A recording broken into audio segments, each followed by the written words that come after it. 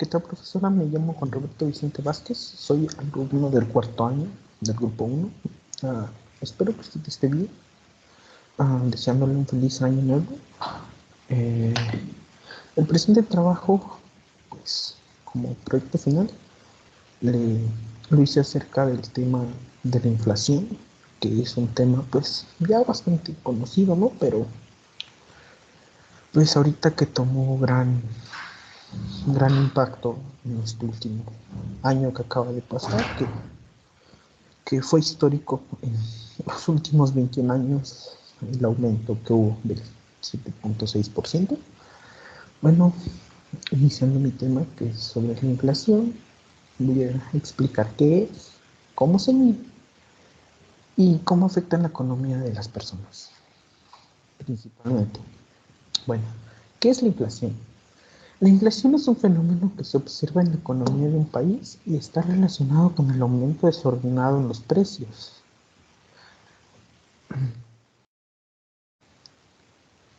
Cuando hay inflación en una economía, es muy difícil distribuir nuestros ingresos, planear un viaje, pagar deudas o invertir en algo rentable. ¿Qué queremos decir con esto? Pues que con el aumento de los precios en los productos, bienes o servicios, pues hay mucha gente asalariada o que vive al día, pues la verdad no alcanza para satisfacer sus necesidades en cuestión a muchos servicios, a veces se priva de ciertos placeres como ir de viaje para desestresarse, pues simplemente el dinero no alcanza. Las causas.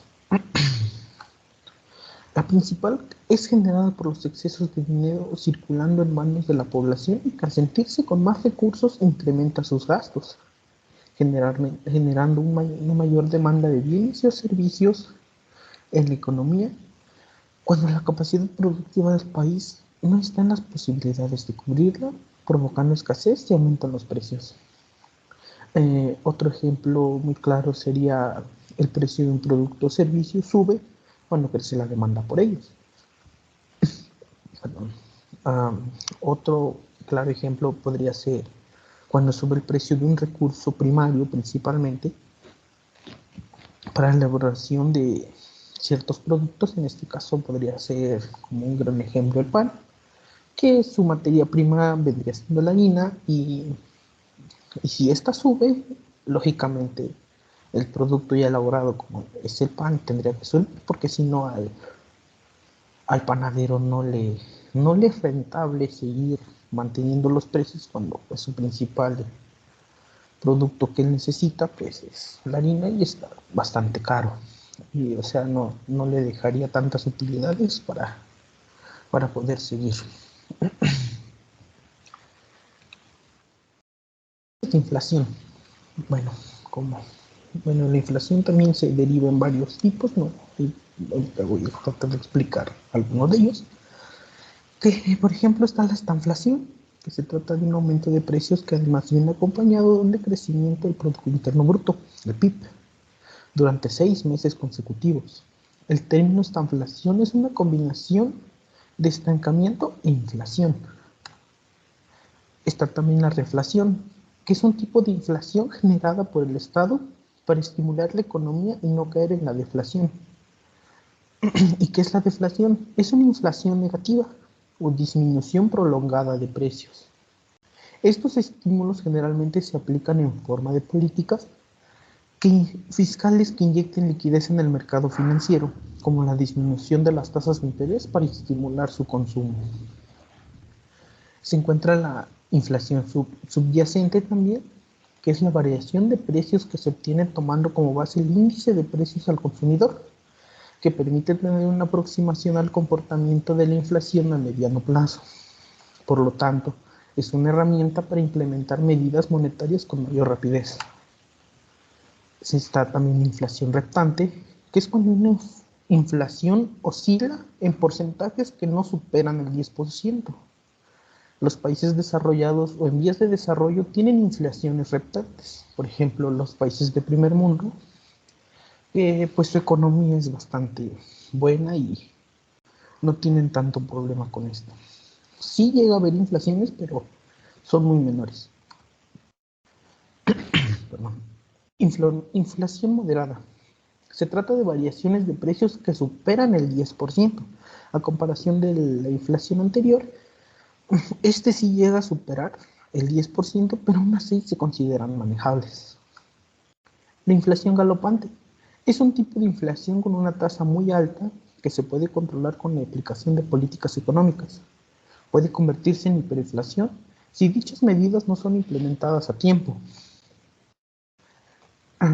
Por último tenemos la hiperinflación, que en este caso la variación de precios no solo es extremadamente elevada, sino también vertiginosa. Los precios de los bienes y los servicios suben cada día, incluso pueden cambiar durante el mismo día en casos muy graves. La moneda ha perdido todo el valor, con lo cual el poder adquisitivo de la población es casi nulo. O sea que en este tipo de inflación, pues los precios de los productos se disparan y no hay como tal un control. Pueden ir subiendo, ir subiendo, ir subiendo hasta cierto punto. Ahora, vemos cómo medir la inflación. La inflación se mide a través del índice de precios al consumo, el IPC, que se encarga de medir los precios de los elementos que conforman la cesta de la compra. Para ello se incluyen los precios de los productores básicos, que incluiría una cesta de la compra con bienes y servicios de un hogar. Y se va midiendo mes a mes su evolución. Bueno, y a todo esto, ¿qué es el IPC o el índice de precios al consumo? Es un indicador que mide la variación media de los precios de los bienes y o servicios durante un periodo de tiempo determinado en una economía. Su objetivo es medir el coste de la vida y mostrar los efectos de la inflación en los consumidores individuales. El cálculo de... Perdón.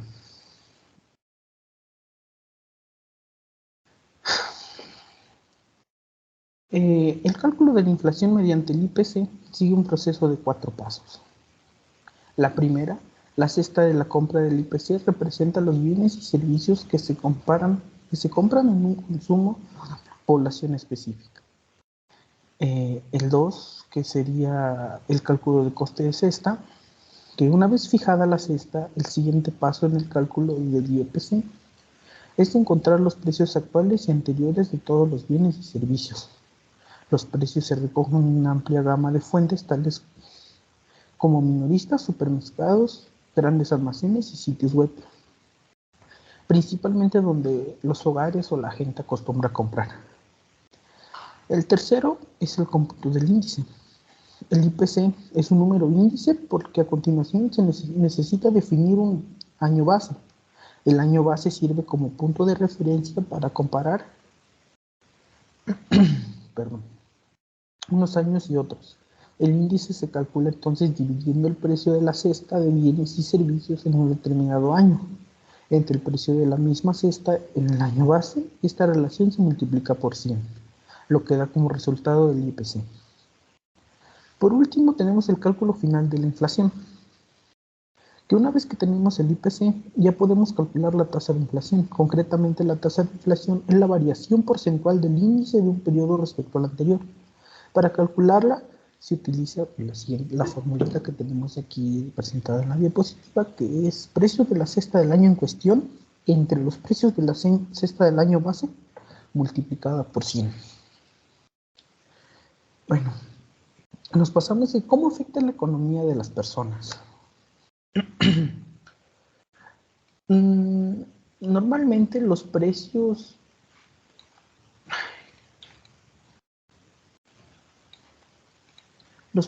suben un porcentaje cada año, en ocasiones un poco, pero otras veces mucho. Y pues son más veces las que suben mucho. Esto tiene repercusiones en la adquisición de productos o servicios, lo cual genera un amplio descontento entre la población, porque ¿a quién le gusta pagar cada vez más por las mismas cosas? A nadie. Hemos dicho, a nadie le gusta, ya que complica todo el presupuesto y sobre todo los planes a largo plazo. Un gran ejemplo sería Pues si alguien planea comprar una casa dentro de 5 años, el precio que tiene en la actualidad pues no será el mismo para cuando la compre. Una suposición es que el monto del enganche que, que, en, el, que en la actualidad es de 300,000 pesos y la inflación promedio anual es de 3.6, es decir, cada año necesitaría 3.6 más de dinero para comprar la casa en 5 años. Con una inflación acumulada del 18%, el enganche de la casa costará poco más de 60,000 pesos más que ahora. O sea que si alguien planea comprar una casa de inicio en la actualidad, perdón, si le costaba 300,000 pesos y si la piensa comprar en 5 años más, esta le va a costar 360,000 pesos. Un aumento pues bastante considerable pues al pasar del tiempo. Y como conclusión, bueno, ya para terminar, cuando se presenta nos damos cuenta que la cantidad de dinero que veníamos administrando tiempo atrás ya no nos alcanza para comprar lo mismo que antes. Y esto nos afecta pues a gran parte de las personas, a todos los sectores de hecho, a las amas de casa, empleados, productores, ahorradores, inversionistas, empresarios, etcétera, etcétera. Y sobre todo a los que tienen menos dinero y acceso a los servicios financieros.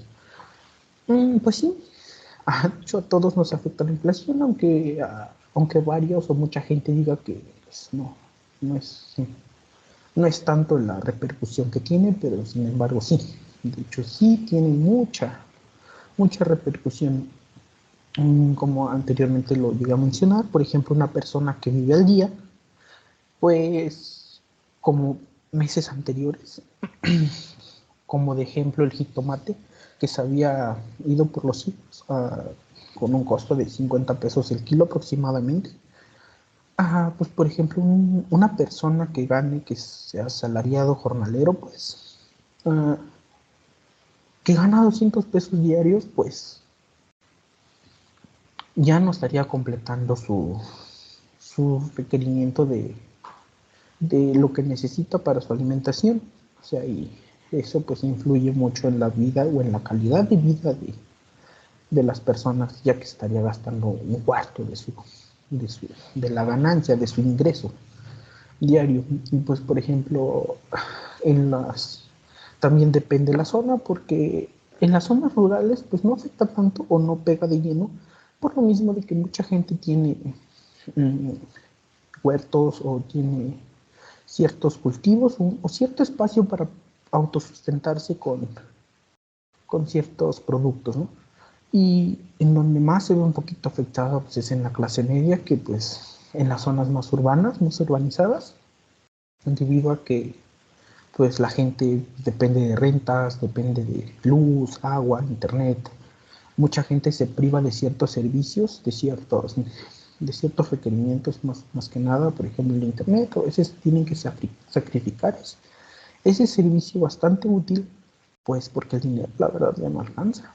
Y luego como están las cosas, pues sí, está muy difícil. Bueno, sin nada más que agregar, profesora, pues me despido. Muchas gracias por la atención y esto fue todo. Hasta luego.